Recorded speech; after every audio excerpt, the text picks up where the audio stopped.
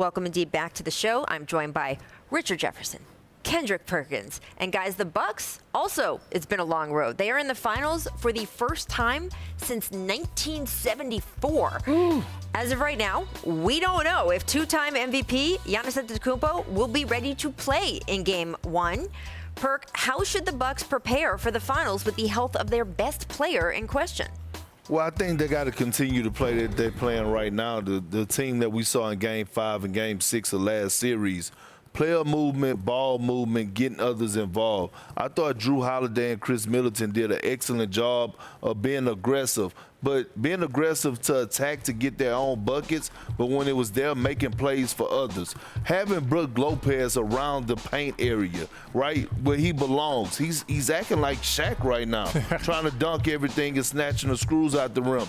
Bobby Portis, his impact on the game, along with Forbes coming in off the bench, they're going to have to get it done collectively, but overall, this is a different group that they're going against in this Phoenix Suns team. They have perimeter defense. This is a team that load up boxes and elbows. This is a team that is great at helping the helper, and, I mean, they're tied on the string defensively, so ball movement, player movement is going to be huge if the Bucks stand a chance against this Phoenix Suns team. No, I completely agree with Perk, which is starting to get more and more frustrating. Hey, I'm very confused here today. Yeah, I know.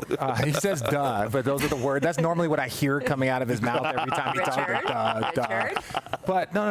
I'm going to say this. It's very eerie how similar these teams are when Giannis isn't playing. So you have a backcourt in Drew Holiday and Chris Middleton, right? Very similar to Chris Paul and Devin Booker. Then you have a big that can be dominant in Brook Lopez, very similar to what you have in DeAndre Ayton. Now, obviously, they're different, but when you look at their strong points of both teams, it's going to be matchup. Like, it's all about matchups. You got to win your matchup, and the bench has to outplay the Phoenix Suns bench. But the approach for Milwaukee is going to be very similar for the Suns. You got to have balance. You got to get a lot of people involved. You got to involve your bigs, and then you're going to need big players to step up in big moments. And I think that's what's going to be needed for both of these teams because they are so similar. Right. Yeah. And look, the official injury with Giannis, what the Bucks are listing him as, is a hyperextended left knee. Now, we had Chris Bosh on the show last week. He said he had that same injury.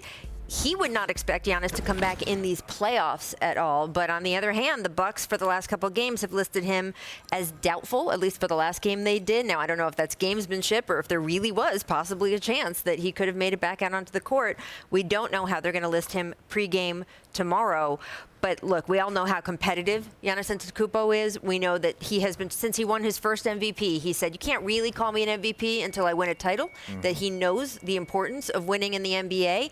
And for him not to be able to just automatically be there out on that floor with them today, it just must be so difficult. And his left leg is his takeoff leg. Just understand that. That's a little different when it's your dominant, all those Euros, all that long. When you're doing those Euros, your knee's not as stable. So that's something that how he plays can also contribute to how quickly he can come back. And it's a balance too, though, right? Because, Kendrick, we remember Kevin Durant in the NBA Finals 2 years ago, where I think Kevin was putting pressure on himself to play in addition to any outside pressure.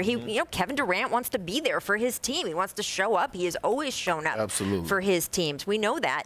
So he, like any athlete at that level, wanted to give it a go, and we know what happens. So I'm sure there's a little bit of trepidation there with Giannis. On the one hand, it's the NBA Finals. Giannis has worked literally his whole life to get here, but you don't want him injuring something else, right? And then possibly being out for an entire year next year, the way we saw with Kevin Durant. It's very difficult. And that's a great point. And I always say, I tell this to people time and time again, that it's hard to win an NBA championship, but don't take for granted getting to the NBA Finals. Like, you don't never know if you'll ever get back there in your career, playing on the biggest stage, being able to be a part of, the whole ABC experience, the media experience, the whole, driving from the hotel when you're on the road with the security, like all that matters. And I think, you don't want to take it for granted because you just never know what's the possibility of you getting back to there.